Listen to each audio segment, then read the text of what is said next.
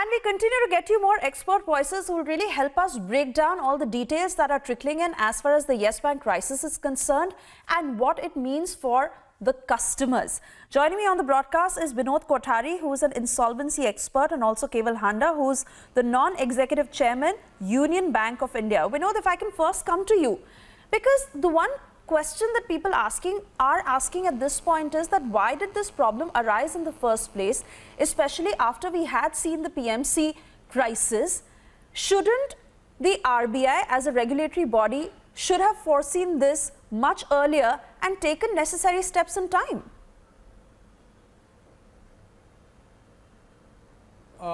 Okay, so my feedback is that the speed of action is not extremely slow in this particular case, because September 2019 was I would say the first signals of distress or impending distress in Yes Bank results, and subsequent to that the RBI has constantly, as the press report says, they've been in touch with Yes Bank management to find out if there are capital raising plans. There were probably some kind of non-binding expression of interest by several investors into Yes Bank, but perhaps that could not materialize, and it seems that the situation has worsened after corporate governance issues were pointed out, where it was probably revealed that the so-called non-binding expression of interest by investors was not going to materialize at all. So in terms of the speed of action, I wouldn't say the RBI has actually delayed the action much more than what it should have. So it's reasonably, I would say, in good time, because taking over the board of directors, suspending the board of directors and taking over the administration of a banking entity is an exceptional thing. The RBI has to be therefore act very carefully in the matter. So I cannot blame the RBI for any kind of lackadaisical action in this matter. Right. Kewal Handa, I want to come to you because the RBI governor at this point has said that there is no need to panic.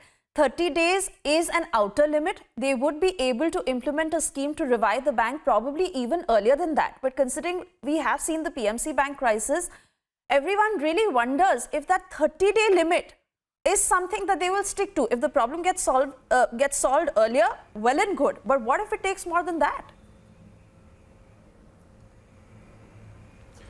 So I think first you should understand the background. In March 2019, the RBI did point it out that there has been Kewal Handa, go ahead. Bad loans to the extent of 3,200 crores.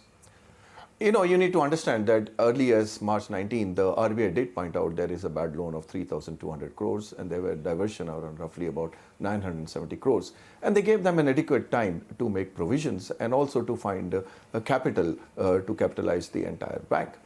But till February 20, there was no such capitalization happening and no private equity coming forth. So therefore, the RBI have to act swiftly and fast. In the case of the Punjab Maharashtra Bank, there was a different issue. Here the RBI is directly in control and charge. And therefore, the two sections under which RBI has imposed a moratorium under Section 45 of the Indian Banking Act and Section 35 superseding the board are a very quick response, and they have assured the depositor they don't have to worry. And within 30 days, there would be a restructuring and there would be some reconstruction and there would be an amalgamation. And you have already seen the SBI filing with the SEBI in principle approval that he had got for acquisition. So there is some good news for depositors. And my good feeling is RBI already has some plan in place there which they will execute. All right, gentlemen, many thanks for bringing us really the background of why this has happened and also what the customers are supposed to foresee from here on. We'll continue to get take more questions rather to our guests, but for the moment, it's time for us to sip into a very short commercial break. We'll be back on the other side.